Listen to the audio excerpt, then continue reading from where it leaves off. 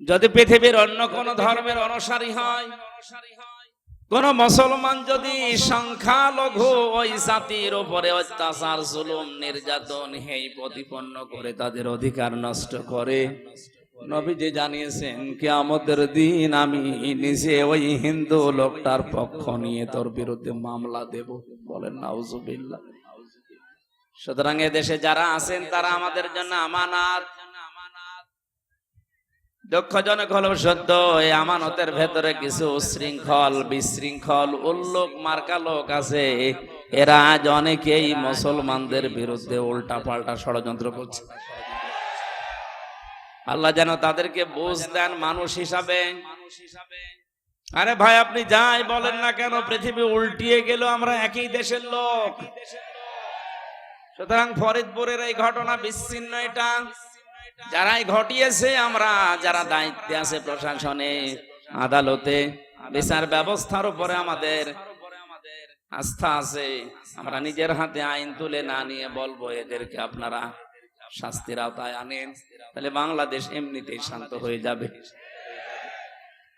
এ পাশের থানাতে আমি জেলখানায় থাকাকালীন শুনেছিলাম এখানে অনেকগুলো হিন্দুদের মন্দির, বাড়ি ঘরে অনেকে আগুন লাগিয়েছে। না, এটা ঠিক হয়।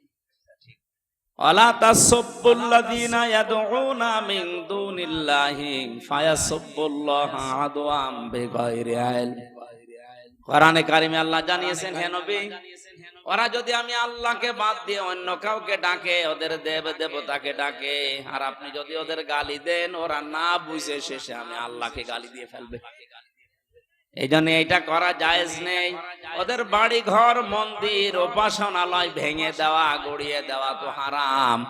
এমনকি ওদের দেবতাকে গালি দেওয়াও জায়েজ নেই। যে মুসলমান জাতির জন্য অন্য ধর্মের দেবতাকে গালি দেওয়া জায়েজ নেই, সেই মুসলমানের জন্য ওদের বাড়ি ঘর ভাঙা কোন ক্রমে জায়েজ হয়। সুতরাং আমরা বিশ্বাস করি এবং একথা বলি, হিন্দুদের বাড়ি ঘরে যারা আগুন লাগিয়েছে এরা কোনো মুসলমান না। খোঁজ নিয়ে দেখবেন, হয়তো নিজেরাই কাজ করতে পারে। সূক্ষ্মভাবে যারা দাঙ্গা লাগানোর চেষ্টায় আছেন এদেশে, আমরা মুসলমান হিন্দু যাই বলেন, যত জাতি এদেশে আছি, আমরা এখন সব ভ্রাতৃত্বের বন্ধনে একেবারে আপন আপন হয়ে থাকছি। এটাকে ধ্বংস করার জন্য সূক্ষ্মভাবে যারা ষড়যন্ত্র করছেন, আপনারা থামেন। একবার যদি দেশের জনগণ জেনে ফেলে যে